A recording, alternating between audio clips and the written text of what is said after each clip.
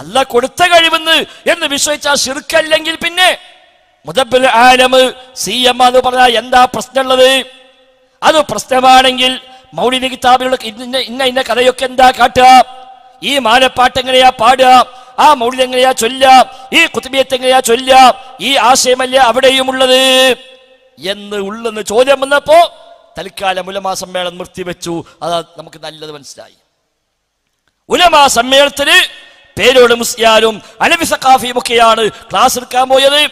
അവർ തന്നെ നോട്ടുണ്ടാക്കി, നല്ലൊരു നോട്ട്, ആയത്തും ഹദീസും കിതാബിന്റെ ഉദ്ധരണിയുമെല്ലാം വെച്ചുകൊണ്ട് ഒരു നല്ല നോട്ടൊക്കെ തയ്യാറാക്കി. അങ്ങനെ ഉലമാ സമ്മേളനത്തിൽ ഈ നോട്ട് വെച്ച് ക്ലാസ് എടുത്തു. എന്താ നോട്ട് പറഞ്ഞത്? നോട്ടിൽ പറഞ്ഞത് ലോകം മുഴുക്കെ നിയന്ത്രിക്കുന്നവരാണ് തുടങ്ങിയ വിശേഷങ്ങളൊന്നും ഒരു സൃഷ്ടിയെക്കുറിച്ചും പറയാൻ പാടില്ല. വിശ്വാസികളെ ബുദ്ധിക്ക് ഉൾക്കൊള്ളാൻ കഴിയാത്ത കറാമത്തുകൾ അത് പറയാൻ പാടില്ല. കറാമത്തുകൾക്കെല്ലാം പരിധി വേണം. പരിധിയില്ലാത്ത കറാമത്ത് അത് പറയാൻ പാടില്ല. സത്യമാണ് എന്ന് തെളിയിക്കാൻ കഴിയാത്ത കറാമത്തുകൾ പറയാൻ പാടില്ല എന്ന് പറഞ്ഞ് പ്രസംഗിക്കാൻ പോണ മനുഷ്യന്മാർക്കൊക്കെ പറഞ്ഞ് നിയന്ത്രണം വെക്കാൻ നോക്കി.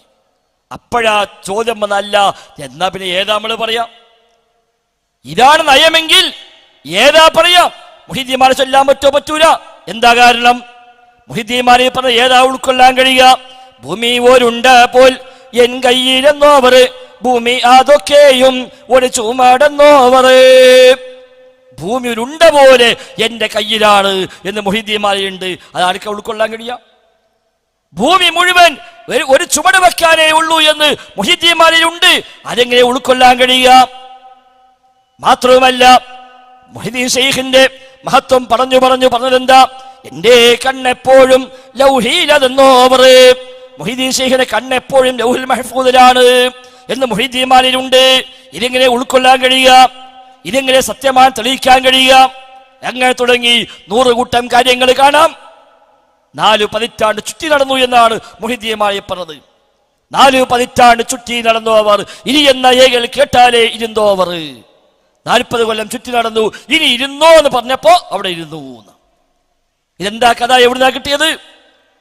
മാത്രവുമല്ല, ഒരു ചൊൽമുതലായി 3 ആണ്ട് കാത്തോവർ, ഒരു കാമൽ നിന്നിട്ട് ഒരു ഖത്തം തീർത്തോവർ. ഒരു കാമൽ നിന്നിട്ട് ഒരു ഖത്തം തീർത്തു എന്നാണ്. ഒറ്റക്കാലിൽ നിന്ന് മുഹീദ്ദീൻ ശൈഖ് ഒരു ഖത്തം ഓതി തീർത്തു. മുഹീദ്ദീന്മാരെ പറഞ്ഞാണ്. ഒരു ചൊല്ല് മുതലായി 3 കൊല്ലം കാത്തു നിന്നു എന്നാണ്. 2 കറാമത്ത് അവിടെ. ഒറ്റക്കാലിൽ നിന്നുകൊണ്ട് ഒരു ഖത്തം ഓതി തീർത്തു. അപ്പൊ എന്തിനാപ്പത്? അത് ചോദ്യമില്ല. 2 കാലുള്ള മനുഷ്യൻ എന്തിനാ ഒറ്റക്കാലം നിൽക്കുന്നത്? ഖുർആൻ പ്രത്യേകിച്ച് വല്ല കൂലിയുണ്ടോ? പണ്ട് കോട്ടക്കലൊരു ഖണ്ഡന പ്രസംഗത്തിൽ ചോദ്യം ചോദിച്ചു, അല്ല മുഹീദ്ദീൻ ശൈഖ് 2 കാലം ഉണ്ടായിട്ട് ഒരു കാലം നിന്നതാണോ, അല്ല ഒറ്റക്കാലം ഉണ്ടായിരുന്നുള്ളൂ, എന്താ അതിന്റെ അസുല്? അതിന് മറുപടി പറയാമെന്ന മുസ്ലിയാർ പറഞ്ഞു, എന്റെ വാപ്പാക്കാണ് ഒരു കാര്യം. അതാ മറുപടി. അപ്പൊ ഒരു കാമൽ നിന്നിട്ട് ഒരു ഖത്തം തീർത്തോവർ, ഒരു ചൊൽ മുതലായി 3 ആണ്ട് കാത്തോവർ. ഒറ്റ വാക്കിന് വേണ്ടി 3 കൊല്ലം കാത്തു നിന്നു. അവിടെ നിൽക്കുക പറഞ്ഞ് നിർത്തിയാണ് പോയി. ആ അവിടെ നിന്നു. മറ്റാള് പിന്നെ വന്ന് അവിടുന്ന് പോകാൻ പെർമിഷൻ കിട്ടിയത് 3 കൊല്ലം കഴിഞ്ഞിട്ടാണ്. ആ 3 കൊല്ലം ആ നൃത്തം നിന്നു എന്നാണ്. അത് മുഹീദ്ദീന്മാരെ പറഞ്ഞതാണ്. അപ്പൊ ഭൂമി ഒരുണ്ട പോലെ കയ്യില്, ആ ഭൂമിയിൽ 3 കൊല്ലം കാത്തിക്കണ്, ആ ഭൂമി 40 കൊല്ലം ചുറ്റി നടക്കണ്, ഇനി ഇരിക്കണ്. ഇതിപ്പോ എങ്ങനെ ഉൾക്കൊള്ള? അപ്പൊ ഉസ്താദ്മാർ ചോദിച്ചു, അല്ല ഉസ്താദ് നിങ്ങൾ പറഞ്ഞൊക്കെ ശരി, ഉൾക്കൊള്ളാൻ കഴിയാത്ത പറയാൻ പാടില്ല, എന്നാ മുഹീദ്ദീന്മാരെ ചൊല്ലാൻ പറ്റുമോ? സത്യമാണ് തെളിയിക്കാൻ കഴിയാത്ത പറയാൻ പാടില്ല, എന്നാ ഖുത്ബിയത്ത് ചൊല്ലാൻ പറ്റുമോ? ഇഫാഴിമാരെ പറ്റുമോ? ഇഫാഴിമാരെ പറഞ്ഞ എന്താണ്? ഇഫാഴി ശൈഖ് കഅബ തവാഫ് ചെയ്യാൻ വന്നപ്പോ പാട്ടുപാടി വന്നു എന്നാണ്. പാട്ടുപാടി ചെണ്ട മുട്ടിക്കൊണ്ട് വന്നു. മക്കക്കാട് തടുത്തു, പറ്റൂല. ഇഫാഴി ശൈഖ് എന്താ പറഞ്ഞു? ശരി, എനിക്ക് തവാഫ് ചെയ്യാൻ പറ്റൂലെങ്കിൽ കഅബനെ തവാഫ് ചെയ്തോട്ടെ എന്നാ. ചെണ്ടമുട്ടി പാട്ടുപാടി തവാഫ് ചെയ്യാൻ സമ്മതമില്ലേ? എങ്കിൽ വേണ്ട, ഞാൻ ഇവിടെ നിൽക്കുക, കഅബനെ ചുറ്റിക്കോട്ടെ. അങ്ങനെ കഅബ തവാഫ് ചെയ്തു എന്നല്ലേ ഇഫാഴിമാരുള്ളത്? മുസ്തഫ ഫൈസി പറയട്ടെ, ആ കഥ ഒന്ന് അദ്ദേഹം വിവരിക്കും. ഇഫാഴി ശൈഖ് റളിയല്ലാഹു തആല അൻഹു തന്റെ ഖലീഫമാരുമായി തന്റെ ശിഷ്യന്മാരുമായി കഅബ തവാഫ് ചെയ്യാൻ വേണ്ടി വന്നു.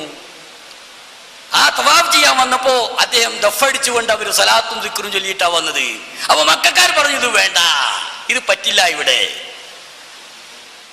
അപ്പൊ അദ്ദേഹം പറഞ്ഞു, ശരി, എനിക്ക് എന്റെ ദഫിന്, എനിക്കും എന്റെ ദഫിനും ഈ കഅബയെ ചുറ്റാൻ അധികാരമില്ല, നിങ്ങൾ അവകാശം തരുന്നില്ല എങ്കിൽ ആ കഅബ ഇങ്ങോട്ട് ചുറ്റിക്കൊള്ളട്ടെ. മുന്നം തുടി മുട്ടി കഅബയിലെത്തിയേ മക്കികളും പിരി വേണ്ടെന്ന് ചൊന്നോവര്. ഉടനെ റിഫായിയാൾ മതിലിൽ കുളത്തിയാർ അപ്പോഴേ കഅബത്തെ വഫന്ന് ചൊന്നോവര്. കഅബ ഇളകിത്തിരിയുന്ന നേരത്ത് ഒളിവർ റിഫായി എന്നല്ല വിളിച്ചോര്.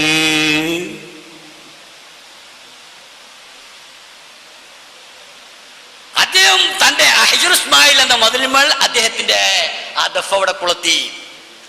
എനിക്കും എന്റെ ദഫിനും ഇത് ചുറ്റാൻ അധികാരമില്ല, അവകാശമില്ല എങ്കിൽ കഅബ ഇങ്ങോട്ട് ചുറ്റിക്കൊള്ളട്ടെ. ആളുകൾക്ക് അത്ഭുതം. ഉടനെ സംഭവിക്കുന്നു, കഅബ ഇളകുന്നു. കഅബ ഇളകിത്തിരിയുന്ന നേരത്ത് ഒളിവർ റിഫായി എന്ന് അല്ലാഹു വിളിച്ചോവാർ. അല്ലാഹു തആല വിളിച്ചു, റിഫായി നിങ്ങളൊന്ന് അടങ്ങി. ഈ വിവരമില്ലാത്ത ആളുകൾക്ക് വേണ്ടിയിട്ട് നിങ്ങളൊക്കെ ഇതൊക്കെ ഇപ്പൊ കാണിച്ചു കൊടുക്കണം എന്ന് വിചാരിച്ചാല് നടക്കൂല. അത് നിങ്ങളൊന്ന് ക്ഷമിക്കേ.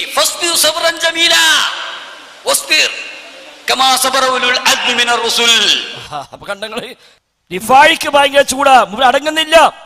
അപ്പൊ അല്ല വിളിക്ക ഒളിവർ റിഫാഴി എന്നല്ല വിളിച്ചോവർ. അല്ല വിളിച്ചു, റിഫാഴി ഒന്ന് അടങ്ങി നിൽക്ക്, ഫസ്ബിർ ക്ഷമിക്ക്. ഇതൊക്കെ വിവരമില്ലാത്ത മനുഷ്യന്മാരാ, ജാഹിലീങ്ങളാ, ഓരോ പലതും പറയും. സാരല്ല, വിഷയാക്കണ്ട, നിങ്ങൾ അടങ്ങിക്ക്.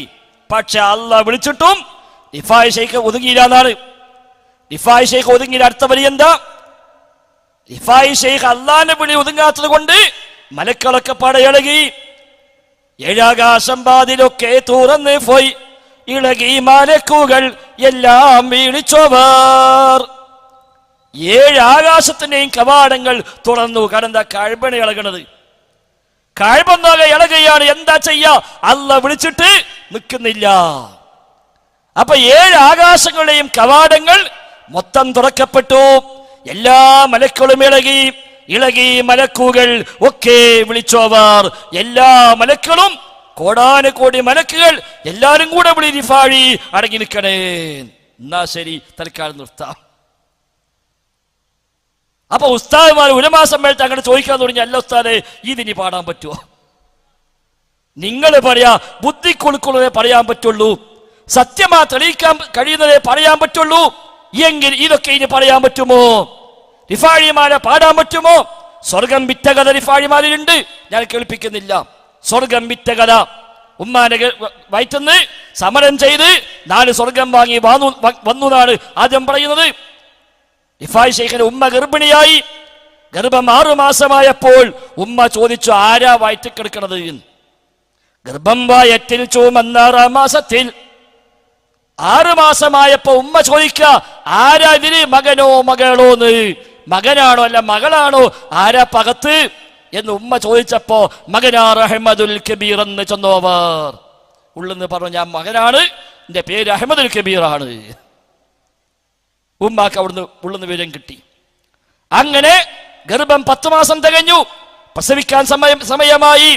പ്രസവിക്കാൻ സമയമായപ്പോൾ ഇറങ്ങുന്നില്ല. അടിമാദുനിയാവിൽ ഇറങ്ങുവാനായിട്ട് ഈ അടിമയോട് ദുന്യാവിക്ക് ഇറങ്ങാൻ അല്ലാഹു തആലയുടെ കൽപ്പന വന്നു. ഇനി ഇറങ്ങണം, ഇവിടുത്തെ സമയം കഴിഞ്ഞു, ദുന്യാവിലേക്ക് ജനിക്കാനുള്ള സമയമായിട്ടുണ്ട്.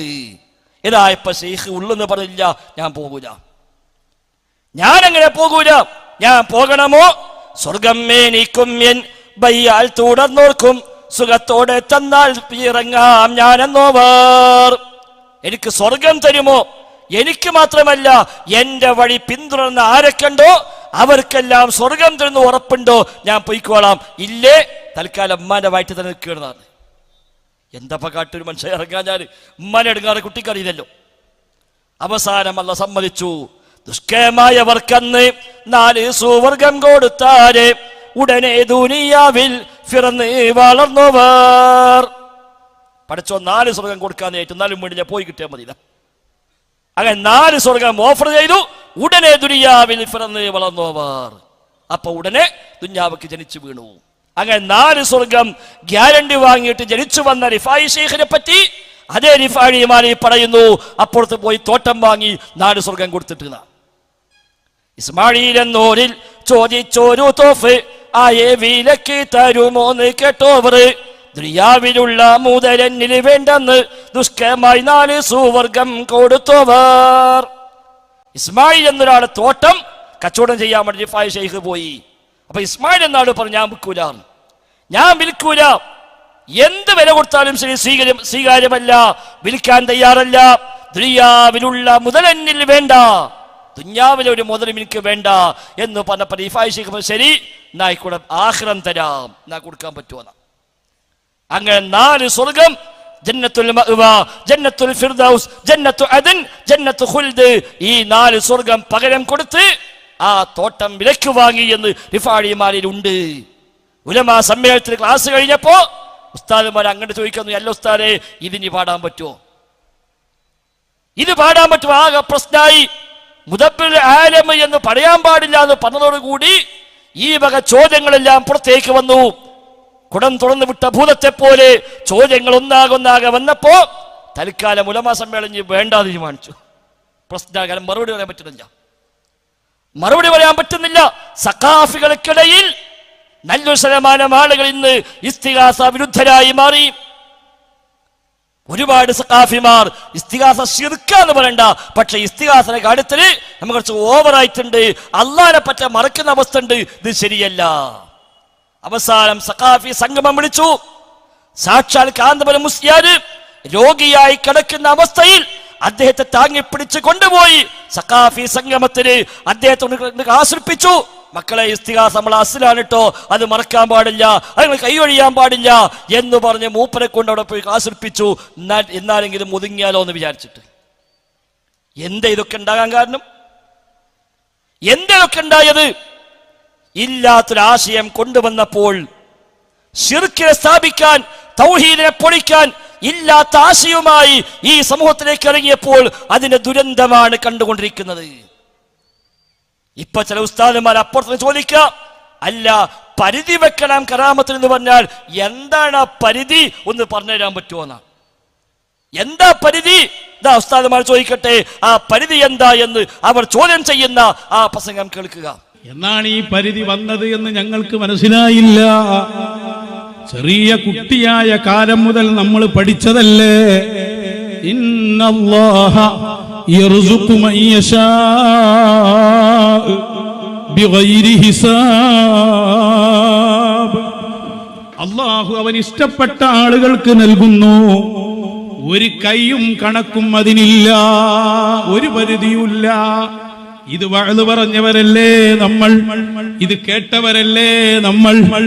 എന്നിട്ടതാ കറാമത്തിന് പരിധിയുണ്ട്. എന്താ പറഞ്ഞെന്ന്? അമ്പിയാക്കന്മാർക്ക് മുഅ്ജിസത്തായി ഉണ്ടായത് ഔലിയാക്കന്മാർക്ക് കറാമത്തായി വരും. പഴയ കാലത്ത് മുഅ്ജിസത്തും കറാമത്തൊക്കെ ഉണ്ടായത് പിന്നീട് ആവർത്തിക്കും. അതിന് ഒരു പറയാം, മറിയം ബീവിക്ക് കുട്ടിയുണ്ടായി ഭർത്താവില്ലാതെ, അതൊരു കറാമത്താണ്. പക്ഷേ ഇനിയൊരു ബീവി വന്നിട്ട്, ഒരു വലിയത്തായ ബീവി വന്നിട്ട് പറയാണ് എനിക്ക് ഭർത്താവില്ലാതെ കുട്ടിയുണ്ടായി എന്ന് പറഞ്ഞാൽ ആലിമീങ്ങൾ അനുവദിച്ചു തരൂല.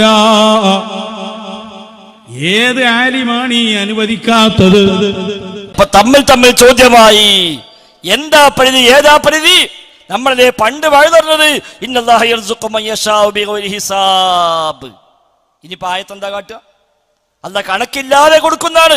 ഇപ്പൊ പറയാം അല്ല കണക്ക് വെക്കണം, അല്ലാഹ് കണക്കില്ലാതെ കൊടുത്തോടുപ്പ് നമ്മൾ ഇടങ്ങാറായിട്ടുണ്ട്, സമസ്ത പൊളിയാൻ പോവാണ്. സംഗതി ആയത്തിന്റെ ഉദ്ദേശം അതല്ല. ഇല്ലാത്ത അർത്ഥമുണ്ടാക്കി അവരതിനെ ഇതിലേക്ക് വെച്ച് കെട്ടിയതാണ്, അതാണ് പ്രശ്നം. അപ്പൊ സഹോദരങ്ങളെ, അങ്ങനെ ഇല്ലാത്ത ആശയം ഉണ്ടാക്കിയപ്പോ പരസ്പരം വൈരുദ്ധ്യമായി. പരിധി വേണമെന്നാണ് ഒരു ഭാഗത്ത്, അല്ല എന്തു പരിധി, എങ്ങനെ പരിധി, അത് വിശദീകരിക്കണമെന്നാണ് മറുഭാഗത്ത്. അൽബി സഖാഫി ഉലമാ സമ്മേളനത്തിൽ എടുത്ത ക്ലാസ് തന്നെ കേൾക്കാം നമുക്ക്. പരിധി വെക്കണം, എന്താ പരിധി, എങ്ങനെയാ പരിധി, അദ്ദേഹം പറയട്ടെ, കേൾക്കാം നമുക്ക്.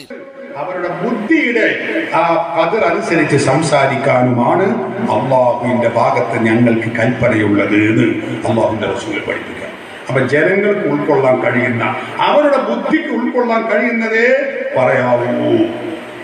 നബി സല്ലല്ലാഹു അലൈഹി വസല്ലം പഠിപ്പിച്ച ഈ ഹദീസ് ഇമാം ഗസ്സാലി റഹിമഹുല്ലാഹ് തന്റെ ഇഹ്യാ ഉലൂമുദ്ദീൻ എന്ന ഗ്രന്ഥത്തിന്റെ 1-ാമത്തെ വാള്യം 81-ാമത്തെ പേജിൽ രേഖപ്പെടുത്തിയിട്ടുണ്ട്. അപ്പോ വിശ്വാസികളുടെ ബുദ്ധിക്ക് ഉൾക്കൊള്ളാൻ പ്രയാസപ്പെടുന്ന കഥകളും സംഭവങ്ങളും വിഷയങ്ങളും നമ്മൾ പറയാൻ പാടില്ല എന്നാണ് ഈ പറഞ്ഞതിന്റെ അർത്ഥം. അത് സത്യമായിരിക്കാം. പക്ഷെ ജനങ്ങൾ, നമ്മുടെ പ്രബോധിതരായ ആളുകൾ ആരാണ്, അവരെ നോക്കിയിട്ട് അവരുടെ ഫഹ്മ് നോക്കിയിട്ട് സംഗതി പറഞ്ഞു കൊടുക്കാവൂ. അപ്പൊ ബുദ്ധിക്ക് ഉൾക്കൊള്ളേ പറയാവൂ. ഉലമാ സമ്മേളനത്തിന് ക്ഷണിക്കപ്പെട്ട ആളുകളെ മാത്രം വിളിച്ചുകൂട്ടി എടുത്ത ക്ലാസ്, വീഡിയോ റെക്കോർഡിംഗ് പോലും ഇല്ല. പക്ഷേ ഓഡിയോ പല ഉസ്താദുമാർ റെക്കോർഡ് ചെയ്തു. അവിടുന്ന് ഇറങ്ങിയപ്പോഴേക്ക് അത് ലോകം മുഴുവനും കിട്ടി. അപ്പൊ അവിടുന്ന് നിയന്ത്രണം CM-നില്ലാന്ന് ഉറപ്പായി, അല്ലെങ്കിൽ അത് പുറത്തു പോയില്ലല്ലോ.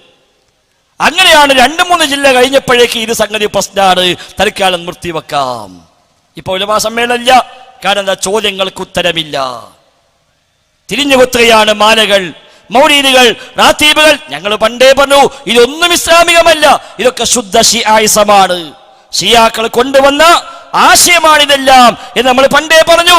അപ്പൊ നമ്മളോട് പറഞ്ഞെന്താ, മഹാന്മാരെ സ്നേഹിക്കാത്തവരാണ്, ഔലിയാക്കന്മാരെ ഇഷ്ടപ്പെടാത്തവരാണ്, മദ്ഹ് ചൊല്ലാത്തവരാണ്, സ്വലാത്തില്ലാത്തവരാണ്, ദുആ ഇല്ലാത്തവരാണ് എന്നൊക്കെ പറഞ്ഞ് അന്ന് പരിഹസിക്കാൻ ശ്രമിച്ചു. ഇപ്പൊ അതിലെ കഥകൾ തന്നെ പ്രശ്നമാണ്.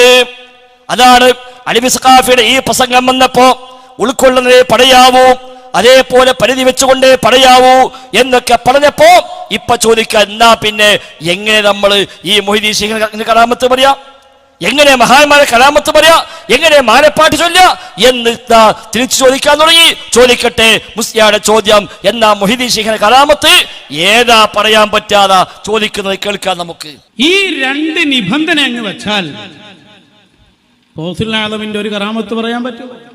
ഈ ഒരു ആശയം പരിധി വെച്ചുകൊണ്ടേ പറയാവൂ, ഉൾക്കൊള്ളാവുന്നതേ പറയാവൂ എന്നാണെങ്കിൽ സ്വാഭാവികമായും പിന്നെ മാലപ്പാട്ടുകൾ അസ്ഥാനത്താകും, മൗലിദുകൾ അസ്ഥാനത്താകും. ഇനി ജാറങ്ങൾ എന്താ കാട്ട? എന്തിനാ ജാറത്തേക്ക് മനുഷ്യന്മാര് പോണത്? എന്തിനാ കിണ്ടൽ കണക്കിന് അരി കൊണ്ടെന്ന് ചൊരിയുന്നത്? എന്ത് മുറാദും ഹാസിലാകാൻ, രോഗം ശിഫയാവാൻ, കളഞ്ഞുപോയ വസ്തു കിട്ടാൻ, ജോലി ശരിയാവാൻ, അതേപോലെ കടം വീടാൻ, ഇങ്ങനെ തുടങ്ങി ജീവിതത്തിലെ വ്യത്യസ്തങ്ങളായ ആവശ്യങ്ങൾക്ക് വേണ്ടിയല്ലേ ഈ സാധാരണക്കാരായ ദീനി സ്നേഹികളായ ആളുകള് ഉസ്താദുമാരെ വയല് കേട്ടിട്ട് അരിയുമായി മൂന്നാക്കൽ പള്ളിയിലേക്ക് വന്നത്? ഇനി അവിടെ ഇവരെ ചോദ്യം വരും, അല്ല ഈ കണ്ടു കാണപ്പെട്ട എല്ലാ മനുഷ്യന്മാരും അരി കൊണ്ടുപോയി കൊടുത്താൽ അവരെ എല്ലാവരും പ്രശ്നം തീർക്കാൻ അവിടെ കിടക്കുന്ന ആൾക്ക് കഴിയുമോ? ഒരു പരിധി വേണ്ടേ? ഒരു പരിധി വേണ്ടേ? ഈ പഞ്ചായത്തുള്ളവർക്ക് മാത്രം എന്ന് പറഞ്ഞാൽ തന്നെ അതെത്രയാണ്? അതോ അരിക്കച്ചവടമാണോ ഉദ്ദേശം എന്നാ അത് വ്യക്തമാക്കിയാൽ മതി. അപ്പൊ സഹോദരങ്ങളെ, ഇല്ലാത്ത ആശയം സ്ഥാപിച്ചുണ്ടാക്കി അതാണ് ദീന്, അതാണ് സുന്നത്ത് എന്ന് പറയാൻ ശ്രമിച്ചപ്പോൾ സംഭവിച്ച വൈരുദ്ധ്യമാണിത്. ഒറ്റ പരിഹാരമേ ഉള്ളൂ, അല്ലാഹും റസൂലും എന്താണോ തൗഹീദായി പരിചയപ്പെടുത്തിയത്, എന്താണോ ശിർക്കായി പരിചയപ്പെടുത്തിയത്, എന്താണോ ദീനായി പഠിപ്പിച്ചത് അത് സ്വീകരിക്കല്ലാതെ വേറെ മാർഗമില്ല.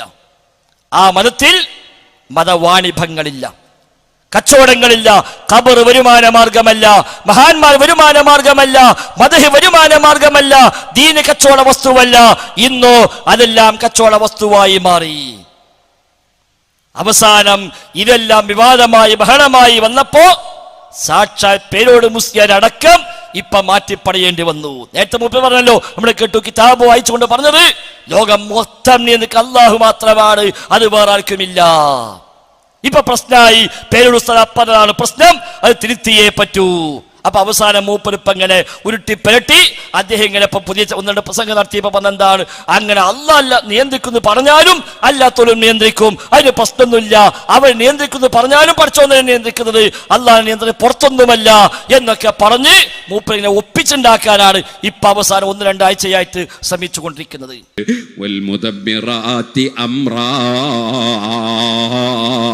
മഹാനായ ശൈഖുനാ കാന്തപുരം ഉസ്താദ് ഈ ആയത്തോതിയിട്ട് ചിലപ്പോൾ പ്രസംഗിക്കാറുണ്ട്. ആ പ്രസംഗം ഉദ്ധരിച്ചുകൊണ്ട് സുബ്ഹാനല്ലാഹ് ഫിത്നയും ഫസാദും ഉണ്ടാക്കുന്ന മുബ്തദീകൾ പേരോട് അബ്ദുറഹ്മാൻ സഖാഫിയും കാന്തപുരവും തമ്മിൽ തർക്കമാണെന്ന് പറഞ്ഞ് ഫിത്നയും ഫസാദും പറയുന്ന ചില വിഡ്ഢികളുണ്ട്, ചില പുത്തൻവാദികളുണ്ട്. ഒരു മുസ്ലിമും ഒരു മുതഅല്ലിമും അതിൽ പെട്ടുപോകണ്ട. മഹാനായ ഉസ്താദ് അവറുകൾ പറഞ്ഞത് തഫ്സീറിലുള്ള കാര്യമാണ്, ഞാൻ പറയുന്നതും തഫ്സീറിലുള്ള കാര്യമാണ്. അതൊരു തഫ്സീറിലല്ല, പല തഫ്സീറുകളിലുമുള്ള കാര്യമാണ്. അതൊക്കെ അൽഹംദുലില്ലാഹ് ഉസ്താദും ഞാനുമൊക്കെ പലപ്പോഴും എനിക്ക് തന്നെ പഠിപ്പിച്ചു തന്ന ആൾ ഉസ്താദാണ്. ഞങ്ങൾ പരസ്പരം പലപ്പോഴും ഞാൻ അങ്ങോട്ട് ചോദിക്കാറുണ്ട്, ഉസ്താദ് മറുപടിയും പറഞ്ഞു തരാറുണ്ട്. സഹോദരന്മാരെ, ഈ ഒരു ദുർഗതി വരേണ്ട കാര്യമുണ്ടോ? ഈ വിവാദത്ത് നിൽക്കേണ്ട കാര്യമുണ്ടോ? അതുകൊണ്ട് മുസ്ലിമീങ്ങളോട് പറയാനുള്ളത്, ഇതെല്ലാം തിരിച്ചറിഞ്ഞ് അല്ലാഹു തആല പഠിപ്പിച്ച ദീനേതാണോ, നബിതങ്ങൾ പഠിപ്പിച്ച ദീനേതാണോ, ആ ദീന് സ്വീകരിക്കാൻ, അത് ഉൾക്കൊള്ളാൻ നമ്മൾ തയ്യാറാവുകയല്ലാതെ വേറെ മാർഗമേതുമില്ല. ബാക്കിയൊക്കെ ഒഴിവാക്കുക. അള്ളാഹുവിന്റെ കിതാബിലേക്ക് മടങ്ങുക, റസൂലിന്റെ സുന്നത്തിലേക്ക് മടങ്ങുക. അത് രണ്ടും പ്രകാരം സ്വീകരിച്ച് ജീവിച്ചാൽ അവനാണ് അഹ്ലുസുന്ന വൽ ജമാഅ. അല്ലെങ്കിലോ ശുദ്ധ ഷിയായിസമാണ്. ഷിയാക്കളാണ് ലോകത്ത് ഈ ആശയം ആദ്യമായി കൊണ്ടുവന്നവർ. ആ ഷിയാക്കളിൽ നിന്ന് ത്വരീഖത്തുകാർ, സൂഫികൾ ഏറ്റെടുത്തു. ആ സൂഫികളിൽ നിന്ന് സമസ്ത ഏറ്റെടുത്തു. അങ്ങനെയാണ് നമ്മുടെ നാട്ടില് ഈ ആശയമെല്ലാം പ്രചരിച്ചത്. അല്ലാതെ നബിതങ്ങളിൽ നിന്ന് താവഴിയായി പോന്നതല്ല. ഷിയാക്കളാണ് കൊടുത്ത കഴിവെന്ന് ചോദിച്ചാൽ ശിർക്കല്ല എന്ന വാദം ആദ്യമായി കൊണ്ടുവന്നത് ഷിയാക്കളായിരുന്നു. അത് പിന്നെ ത്വരീഖത്തുകാരാണ് ഏറ്റത്. ആ ത്വരീഖത്തുകളെ, സൂഫിസത്തെ സമസ്ത ചേർത്ത് പിടിച്ചപ്പോഴാണ് സമസ്തയിലേക്ക് ഈ ആശയം കടന്നു വന്നത്. അല്ലാതെ ഖുർആനിൽ നിന്നല്ല, ഹദീസിൽ നിന്നല്ല. മാലയും മൗലിദും റാത്തീബൊക്കെ അറബിയിലായതുകൊണ്ട് ആൾക്ക് മനസ്സിലായിരുന്നില്ല. ഇന്ന് മലയാളത്തിൽ അതേ ആശയം ഉസ്താദ് പ്രസംഗിക്കുകയും സോഷ്യൽ മീഡിയ യുഗമായതുകൊണ്ട് എല്ലാവരുടെയും കൈകളിലേക്ക് അത് ലഭിക്കുകയും ചെയ്തപ്പോൾ സ്വാഭാവികമായും ആളുകളെ ചോദ്യം വന്നു, ഇതെങ്ങനെ അംഗീകരിക്കാൻ പറ്റും? അപ്പോഴാണ് പരസ്പരം ഏറ്റുമുട്ടുന്ന വിഷയമുണ്ടായത്. ഒരു സഹോദരങ്ങളെ, നമ്മുടെ ആവശ്യം പരലോകമാണ്, സ്വർഗമാണ്, നരകമോചനമാണ്. അതിന് ഈ തെറ്റായ ശിർക്കിന്റെ വഴിയുടെ പോയാൽ, ജാറങ്ങളുടെ പിന്നാലെ പോയാൽ, അതേപോലെ റബ്ബല്ലാത്തവരെ റബ്ബിന്റെ സ്ഥാനത്തേക്ക് ഉയർത്തി അതിന്റെ പിന്നാലെ പോയാൽ അവർ രോഗം മാറ്റുമെന്ന്, അവർ മുറാദ് ഹാസിലാക്കുമെന്ന്, അവിടെ പോയി നേർച്ച നേർന്നാൽ, അവിടെ പോയി ജാറം മൂടിയാൽ, അവിടേക്ക് പണമറിഞ്ഞാൽ അതുകൊണ്ടൊക്കെ ജീവിതത്തിന്റെ എല്ലാ മുറാദും ഹാസിലാകുമെന്ന് വിശ്വസിക്കുന്നുവെങ്കിൽ ഈമാൻ നഷ്ടപ്പെടുമെന്നത് നാം തിരിച്ചറിയുക. അതല്ല നേർച്ചകൾ, അതിനല്ല ഖബറുകൾ. ഖബർ എന്തിനാ? മരിക്കുമെന്ന ഓർമ്മയുണ്ടാവാനാണ്. ഖബർ സിയാറത്ത് എന്തിനാ? മരണമോർക്കാനാണ്. രോഗം മാറാനല്ല ഖബർ സിയാറത്ത്, മുറാദ് ഹാസിലാവാനല്ല ഖബർ സിയാറത്ത്. അതൊക്കെ കച്ചവടമാണ്. പല കച്ചവട തന്ത്രങ്ങളും മെനയും അതിന് പെട്ട ഒന്ന് മാത്രമാണ്. ജാറങ്ങൾക്ക് എന്നീച്ചുള്ള കച്ചവടങ്ങൾ, ജാറം മൂടൽ കച്ചവടമാണ്, നേർച്ചകൾ കച്ചവടമാണ്, ആണ്ടു നേർച്ചകൾ കച്ചവടമാണ്. അവിടേക്ക് എന്തൊക്കെ ഏതൊക്കെ നേർച്ചയായി കാണിക്കയായി സമർപ്പിക്കപ്പെടുന്നുവോ അതെല്ലാം ചില കച്ചവട തന്ത്രങ്ങൾ മാത്രമാണ്. നമ്മുടെ മതം കച്ചവട ചരക്കാക്കാൻ സമ്മതിച്ചുകൂടാ. അല്ലാഹു തആല പഠിപ്പിച്ച, അവന്റെ റസൂൽ പഠിപ്പിച്ച, വിശുദ്ധ ഖുർആനിൽ വന്ന, ഹദീസിൽ വന്ന അധ്യാപനം എന്താണോ, സ്വഹാബിമാർ എങ്ങനെയാണോ മതം സ്വീകരിച്ചത്, താബിഈകൾ എങ്ങനെയാണോ മതം സ്വീകരിച്ചത്, ആ ഒരു നിലയ്ക്ക് തന്നെ സ്വീകരിക്കാൻ നാം തയ്യാറാവുക. അതുകൊണ്ട് മാത്രമേ രക്ഷയുള്ളൂ. അല്ലെങ്കിൽ മരിക്കാൻ സമയത്ത് വിലപിക്കേണ്ടി വരും, ഖബറിൽ കിടന്ന് വിലപിക്കേണ്ടി വരും, മഹ്ശറിൽ വിലപിക്കേണ്ടി വരും. അവസാനം ഭയാനകമായ നരകാഗ്നിയിൽ ആളിക്കത്തിക്കപ്പെടുന്ന വല്ലാത്ത ഭാഗ്യം കെട്ട അവസ്ഥയിലേക്ക് നമ്മളെ കഥ പതിക്കേണ്ടി വരും. പടച്ച റബ്ബ് കാത്ത് രക്ഷിക്കുമാറാവട്ടെ. ആ വിലാപം കൊണ്ട് കാര്യമില്ല. റബ്ബി ലൗലാ അഖർതനി ഇലാ അജലിൻ ഖരീബ്, പടച്ചോനെ ഒരല്പസമയം കൂടി നീട്ടിത്തരാമോ റബ്ബേ, ഞാൻ നന്നായിക്കൊള്ളാം, സ്വാലിഹായ അമൽ ചെയ്തു കൊള്ളാം എന്നൊക്കെ വിലാപമുണ്ടെന്ന് പറയുന്നു. പക്ഷേ ആ വിലാപം കൊണ്ട് കാര്യമില്ല. കല്ലാ ഇന്നഹാ കലിമ ഹുവ ഖായിലുഹാ, അതൊരു വാക്ക് മാത്രമാണ്. അവനെങ്ങനെ പറഞ്ഞുകൊണ്ടിരിക്കുമെന്നല്ലാതെ സ്വീകരിക്കപ്പെടുന്ന പ്രശ്നമില്ല. അതുകൊണ്ട് ആ ഒരു ഹതഭാഗ്യവാന്മാരായി നമ്മൾ മാറാൻ പാടില്ല. നമുക്ക് സ്വർഗം കിട്ടിയേ പറ്റൂ, നരകം സഹിക്കാൻ കഴിയില്ല. അംബിയാഇന്റെ കൂടെ, ഔലിയാഇന്റെ കൂടെ, സുദ്ദീഖീങ്ങളുടെ കൂടെ, ശുഹദാഇന്റെ കൂടെ, സ്വാലിഹീങ്ങളുടെ കൂടെ സ്വർഗത്തിലേക്ക് എത്തണം, ഫിർദൗസിലേക്ക് എത്തണം. അതിൽ നാം ആത്മാർത്ഥമായി ആഗ്രഹിക്കുക, ആത്മാർത്ഥമായി പ്രാർത്ഥിക്കുക. അല്ലാഹു തആല നമുക്കെല്ലാം അതിനുള്ള തൗഫീഖ് നൽകി അനുഗ്രഹിക്കുമാറാവട്ടെ. കുടുംബസമേതം സ്വർഗത്തിലേക്ക് എത്താൻ റബ്ബ് സുബ്ഹാനഹു വ തആല നമുക്കെല്ലാം അവന്റെ അനുഗ്രഹം നൽകുമാറാവട്ടെ. റഹ്മാനായ റബ്ബിന്റെ ഫضലും അവന്റെ ബറക്കത്തും അവന്റെ ഖൈറുകളും അല്ലാഹു തആല ധാരാളമായി നമ്മിലെല്ലാം വർഷിക്കുമാറാവട്ടെ. കച്ചവടങ്ങളിൽ, ജോലികളിൽ, സന്താനങ്ങളിൽ, കുടുംബത്തിൽ എല്ലാം അല്ലാഹു തആല അവന്റെ ബറക്കത്തുകളെ ധാരാളമായി വർഷിക്കുമാറാവട്ടെ. റബ്ബിന്റെ ദീന് ശരിയാവണ്ണം ഉൾക്കൊള്ളാനും ജീവിതത്തിൽ പകർത്താനുമുള്ള തൗഫീഖ് അല്ലാഹു തആല നമുക്കെല്ലാം നൽകി അനുഗ്രഹിക്കുമാറാവട്ടെ. ശരിയെ ശരിയായി മനസ്സിലാക്കുവാനും അത് സ്വീകരിക്കുവാനും തെറ്റിനെ തെറ്റായി തിരിച്ചറിയുവാനും അത് ഒഴിവാക്കാനുമുള്ള തൗഫീഖ് അല്ലാഹു തആല നമുക്കെല്ലാം നൽകുമാറാവട്ടെ. ലോകത്തിന്റെ വിവിധ ഭാഗങ്ങളിൽ പ്രയാസപ്പെടുന്ന ആളുകൾ, വിശിഷ്യ ഫലസ്തീനിൽ, ഗസയിൽ അങ്ങേയറ്റം പ്രയാസപ്പെടുന്ന നമ്മുടെ സഹോദരങ്ങൾ, അല്ലാഹു തആല അവർക്കെല്ലാം അവന്റെ ഖൈറുകൾ ധാരാളമായി വർഷിക്കുമാറാവട്ടെ. അനുഭവിക്കുന്ന പ്രയാസങ്ങൾക്ക് അല്ലാഹു തആല അർഹമായ പ്രതിഫലം നൽകുമാറാവട്ടെ. അവരുടെ ഷഹീദുമാർ അല്ലാഹു തആല സ്വീകരിക്കുമാറാവട്ടെ. നമ്മുടെ നാടിന്റെ നിർഭയത്വവും സമാധാനവും അല്ലാഹു തആല എന്നും നിലർത്തുമാറാവട്ടെ. തകർക്കാൻ, നശിപ്പിക്കാനും ആരൊക്കെ ശ്രമിച്ചാലും അവർക്കെല്ലാം അല്ലാഹു തആല സൽബുദ്ധി പ്രദാനം ചെയ്യുമാറാവട്ടെ. ആദർശ സമ്മേളനങ്ങൾ ഇൻഷാ അല്ലാഹ് ഇനിയും വ്യത്യസ്തമായ പ്രദേശങ്ങളിൽ, പരിസര പ്രദേശങ്ങളിലെല്ലാം ഉണ്ടാകും. അതിവിടക്ക് നമ്മുടെ എല്ലാ അർത്ഥത്തിലുമുള്ള സാന്നിധ്യം ഉണ്ടാകാൻ ശ്രമിക്കുക. ഇൻഷാ അല്ലാഹ് ജനുവരി 7-നാണ് ഫാമിലി കോൺഫറൻസ് കോട്ടക്കൽ പുത്തൂരുപാടത്ത് വെച്ച് വിപുലമായ പ്രോഗ്രാം. എല്ലാവർക്കും കുടുംബസമേതം പങ്കെടുക്കാൻ, കുടുംബാന്തരീക്ഷങ്ങളിൽ ഇന്ന് നടക്കുന്ന ഒരുപാട് വിഷമകരമായ സാഹചര്യങ്ങൾക്കുള്ള പരിഹാരം നിർദ്ദേശിക്കുന്ന, കുടുംബസമേതം സ്വർഗത്തിലേക്ക് എത്താൻ പറ്റാവുന്ന പരിഹാര വഴികളെ നിർദ്ദേശിക്കുന്ന, വ്യത്യസ്തമായ അധാർമിക പ്രവണതകൾ കുടുംബ സംവിധാനങ്ങൾ തകർക്കുമ്പോൾ അതിന്റെ ഗൗരവത്തെ, അപകടത്തെ മനസ്സിലാക്കാൻ ഉതകുന്ന വ്യത്യസ്തമായ സംസാരങ്ങൾ ഉൾക്കൊള്ളുന്ന വൈജ്ഞാനികമായ ഒരു പ്രോഗ്രാമാണ് ജനുവരി 7-ന് കോട്ടക്കൽ പുത്തൂരിൽ വെച്ച് നടക്കുന്ന ഫാമിലി കോൺഫറൻസ്. ആ ഡേറ്റ് നാം നോട്ട് ചെയ്യുക. അന്ന് എല്ലാം മാറ്റിവെച്ച് എല്ലാവരും കുടുംബസമേതം തന്നെ അതിന്റെ ഭാഗവാക്കാവാൻ പരിശ്രമിക്കുക.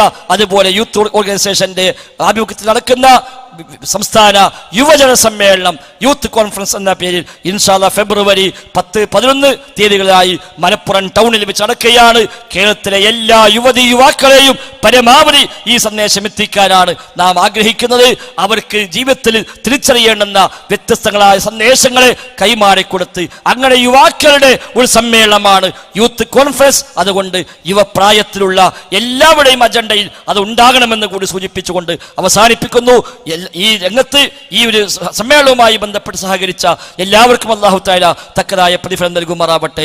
ഈ സ്ഥലം അനുവദിച്ചു തന്ന ഇതിന്റെ ആളുകൾ, ഇതിന്റെ ശരിയായ ഉടമ, അദ്ദേഹം മരണപ്പെട്ടുവെന്ന് ഞാൻ മനസ്സിലാക്കുന്നത്. അല്ലാഹു തആല അവർക്ക് മഗ്ഫിറത്തും റഹ്മത്തും നൽകി അനുഗ്രഹിക്കുമാറാവട്ടെ. അവിടെ അവകാശികൾ ഈ സ്ഥലം തന്നു, അൽഹംദുലില്ലാ. അവർക്ക് വലിയ പ്രതിഫലാർഹമായ ഒരു ഭാഗമായി റബ്ബ് സുബ്ഹാനഹു വ തആല ഇതിനെ സ്വീകരിക്കുമാറാവട്ടെ. അല്ലാഹുവിന്റെ ദീനു പറയാൻ, കിതാബും സുന്നത്തും പ്രചരിപ്പിക്കാൻ തങ്ങളുടെ സ്ഥലം ഉപയോഗപ്പെടുത്തിയതിനുള്ള പരിപൂർണമായ പ്രതിഫലം അല്ലാഹു തആല നൽകി അനുഗ്രഹിക്കുമാറാവട്ടെ.